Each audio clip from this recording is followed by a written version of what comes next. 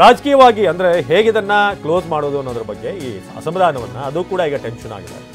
ಸಂಡೂರು ವಿಚಾರವಾಗಿ ಬೇಸರಗೊಂಡಿರುವಂಥ ರಾಮುಲು, ಸಂಡೂರಿನಲ್ಲಿ ಏನು ಸೋಲಾಯಿತು ಅದಕ್ಕೆ ಕಾರಣ ರಾಮುಲು ಅವರೇ ಅಂತ ಅದೇ ಬೇಸರದಲ್ಲಿ ಕೋರ್ ಕಮಿಟಿ ಸಭೆಗೆ ಆಗಮಿಸಿದ್ರು. ಅಶೋಕ್ ಸಿಟಿ ರವಿ ಬಳಿ ಚರ್ಚೆ ನಡೆಸಿದ್ರು ಮಾಜಿ ಸಚಿವ. ಮಾತನಾಡೋಣ, ಸರಿಯಾಗುತ್ತೆ ಎಲ್ಲವೂ ಕೂಡ ಅಂತ ಸಮಾಧಾನ ಮಾಡಿದ್ರು ಅಶೋಕ್. ಎಲ್ಲ ಸರಿ ಹೋಗುತ್ತೆ, ಬೇಜಾರು ಮಾಡ್ಕೊಳ್ಬೇಡಿ ಅಂತ. ಸಭೆಯಲ್ಲಿ ರಾಧಾಮೋಹನ್ ದಾಸ್ ಸೋಲಿನ ಬಗ್ಗೆ ಚರ್ಚೆ ಮಾಡಿ ಸೋಲಿಗೆ ನೀವೇ ಕಾರಣ ಅಂತ ಹೇಳ್ತಿದ್ದಾಗೆ ರಾಮುಲು ಕೆಂಡ ಕಾರ್ತಾರೆ. ಸೋಲಿಗೆ ನೀವೇ ಕಾರಣ, ಇನ್ನೂ ಸ್ವಲ್ಪ ಪಕ್ಷ ಸಂಘಟನೆ ಮಾಡಬೇಕಾಗಿತ್ತು, ನೀವೆಲ್ಲ ಸೀನಿಯರ್ ಇದ್ದೀರಿ, ಜವಾಬ್ದಾರಿ ತಗೊಂಡು ಕೆಲಸ ಮಾಡಬೇಕಾಗಿತ್ತು ಗ್ರೌಂಡ್ ಲೆವೆಲ್ನಲ್ಲಿ. ಹಾಗಾಗಿ ನಿಮ್ಮ ಸರಿಯಾದಂಥ ಕೆಲಸ ಅಲ್ಲಿ ಆಗದೆ ಇರೋದ್ರಿಂದ ನಾವು ಸಂಡೂರಲ್ಲಿ ಸೋಲ್ಬೇಕಾಯಿತು ಅಂತ ಯಾವಾಗ ರಾಧಾಮೋಹನ್ ದಾಸ್ ಹೇಳಿದರು, ಆಗ ಸಭೆಯಲ್ಲೇ ಕೆಂಡ ಕಾರಿದ್ರು ರಾಮುಲು. ಸಭೆಯಲ್ಲೇ ಆಕ್ರೋಶ ಹೊರಹಾಕಿದ್ರು ಶ್ರೀರಾಮುಲು.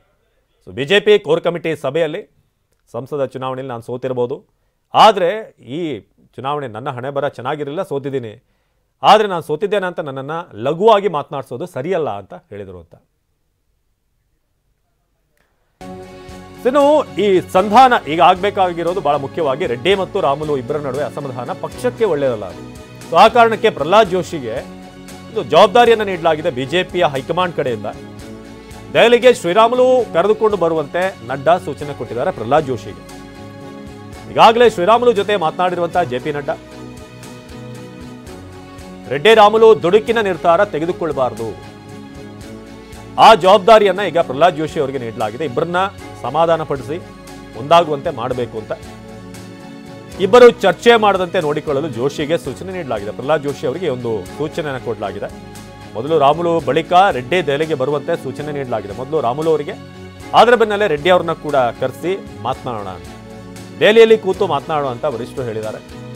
ಯಾವುದೇ ಆತುರದ ನಿರ್ಧಾರ ಬೇಡ ಅಂತ ಕೂಡ ತಿಳಿಸಲಾಗಿದೆ. ಜೊತೆಗೆ ಬಹಳ ಮುಖ್ಯವಾಗಿ ಓಪನ್ ಸ್ಟೇಟ್ಮೆಂಟ್ಗಳು, ಬಹಿರಂಗ ಹೇಳಿಕೆಗಳು ಪಕ್ಷಕ್ಕೆ ಬಹಳ ಮುಜುಗರ ತರ್ತಾ ಇದೆ. ಅದು ಯತ್ನಾಳ್ ವಿಜೇಂದ್ರ ವಿಚಾರ ಇರ್ಬೋದು, ಇತ್ತ ಈಗ ರಾಮುಲು ಮತ್ತು ರೆಡ್ಡಿ ವಿಚಾರವಾಗಿ. ಸೊ ಎರಡೆರಡು ಸವಾಲಿದೆ ಈಗ. ಒಂದು ಕಡೆ ರಾಜ್ಯಾಧ್ಯಕ್ಷರ ಬದಲಾವಣೆ ಆಗಬೇಕು ಅನ್ನೋ ಪಟ್ಟು ಬಿಜೆಪಿಯಲ್ಲಿ ಕೇಳಿ ಬರ್ತಾ ಇದೆ.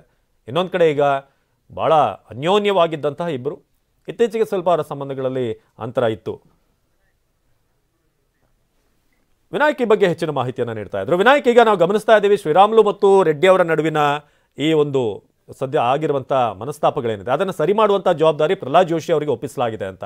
ಸೊ ಸದ್ಯಕ್ಕೆ ಹೇಗೆ ನಡೆಯುತ್ತೆ ಇಬ್ಬರ ನಡುವಿನ ಒಂದು ಸಂಧಾನ, ಜೊತೆಗೆ ಜನಾರ್ದನ್ ರೆಡ್ಡಿ ಅವ್ರನ್ನ ಬಿಜೆಪಿಗೆ ಸೇರ್ಪಡೆ ಮಾಡುವಂಥದ್ದು ಕೂಡ ಸ್ವಲ್ಪ ಡಿಲೇನೇ ಆಗಿತ್ತು, ಬಟ್ ಫೈನಲಿ ಬಂದಿದ್ದಾರೆ. ಬಂದ್ಮೇಲೆ ಇಂತಹ ಸಮಸ್ಯೆ ಖಂಡಿತ ಅವಿನಾಶ್, ನಾವು ಈಗ ಪ್ರಮುಖ ವಿಚಾರವನ್ನು ಗಮನಿಸಬೇಕಾದ್ರೆ ಇದು 2-3 ವರ್ಷಗಳಿಂದ ಇಬ್ಬರು ನಡುವಿರತಕ್ಕಂಥ ಒಂದು ಭಿನ್ನಾಭಿಪ್ರಾಯ, ಅದು ಸಣ್ಣ ಕಿಡಿಯಾಗಿ ಕೂಡ ಹಚ್ಕೊಂಡಿತ್ತು. ಅದನ್ನ ಯಾವ ರೀತಿ ನಾನು ಆಕ್ರೋಶವನ್ನು ಹೊರಪಡಿಸಬೇಕು ಅನ್ನೋ ಕೂಡ ರಾಮುಲು ಅವರು ಕಾಯ್ತಾ ಇದ್ರು, ಇತ್ತ ಜನಾರ್ದನ್ ರೆಡ್ಡಿ ಅವರು ಕಾಯ್ತಾ ಇದ್ರು. ಅದಕ್ಕೆ ಸೂಕ್ತ ಸಮಯ ಮತ್ತೆ ಈಗ ಮೊನ್ನೆ ನಡೆದಿರ್ತಕ್ಕಂಥ ಕೋರ್ ಕಮಿಟಿಯಲ್ಲಿ ಆಗಿರ್ತಕ್ಕಂಥ ಒಂದು ರೀತಿ ರಾಮುಲು ಅವರಿಗೆ ಅಪಮಾನ ಆಯ್ತು ಅನ್ನೋ ಕೂಡ ಆ ವಿಚಾರ ಏನು ಪ್ರಸ್ತಾಪ ಆಯ್ತು.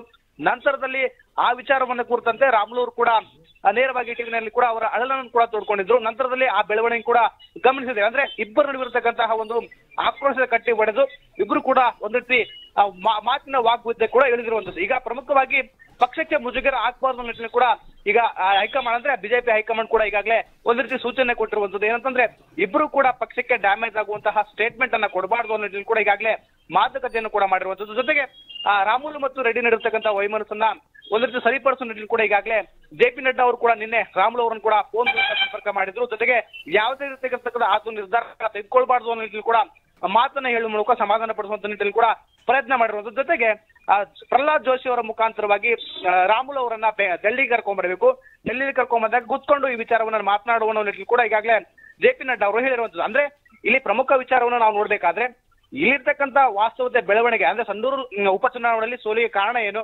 ಸೋಲಿಗೆ ಕಾರಣ ಆಗಿರ್ತಕ್ಕಂಥ ಅಂಶಗಳ ಬಗ್ಗೆ ರಾಮುಲು ಅವರನ್ನು ಏಕೆ ಬೆಟ್ಟು ಮಾಡಿ ತೋರಿಸಿದ್ರು ಅನ್ನೋ ಬಗ್ಗೆ ಕೂಡ ಸಾಕಷ್ಟು ಚರ್ಚೆ ಕೂಡ ಆಗುತ್ತೆ. ಜೊತೆಗೆ ರಾಮುಲು ಹಿಂಬದಿಯಿಂದ ಏನೇನು ಷಡ್ಯಂತ್ರಗಳನ್ನ ರೆಡ್ಡಿ ಮಾಡ್ತಾ ಇರೋದು ಏನು ಆರೋಪ ಇದೆಯಲ್ಲ ಅದ್ರ ಬಗ್ಗೆ ಕೂಡ ಸಾಕಷ್ಟು ಚರ್ಚೆ ಕೂಡ ಆಗುತ್ತೆ. ಜೊತೆಗೆ ರಾಮುಲು ಬಂದು ಹೋದ ನಂತರ ರೆಡ್ಡಿ ಅವರನ್ನು ಕೂಡ ಈಗಾಗಲೇ ಹೈಕಮಾಂಡ್ ಕೂಡ ಬರೋಲೆ ಹೇಳಿದ್ದಾರೆ. ಅಂದ್ರೆ ಈ ವಿಚಾರ ರಾಮುಲು ಅವರ ಒಂದು ವಿಚಾರವನ್ನ ಗಮನಿಸೋದಾದ್ರೆ ರೆಡ್ಡಿ ಅವರ ವರ್ಷ ಏನು ಅನ್ನೋ ಬಗ್ಗೆ ಕೂಡ ಆ ವಿಚಾರ ಕೂಡ ಗಮನಿಸಿ ನಂತರದಲ್ಲಿ ಇಬ್ಬರನ್ನು ಸರಿಪಡಿಸುವ ವ್ಯವಸ್ಥೆ ಕೂಡ ಈಗಾಗಲೇ ಹೈಕಮಾಂಡ್ ಕೂಡ ನಿರ್ಧಾರವನ್ನು ಮಾಡಿರುವಂತ. ಜೊತೆಗೆ ಇದೆಲ್ಲಕ್ಕೂ ಕೂಡ ಪ್ರಮುಖ ದಾಳವಾಗಿ ಪ್ರಹ್ಲಾದ್ ಜೋಶಿಯನ್ನ ಬಳಸ್ಕೊಳ್ತಾ ಇದ್ದಾರೆ ಅಂತ ಹೇಳ್ಬೋದು. ಅವಿನಾಶ್, ಧನ್ಯವಾದ ಮಾಹಿತಿಗಾಗಿ ವಿನಾಯಕ್.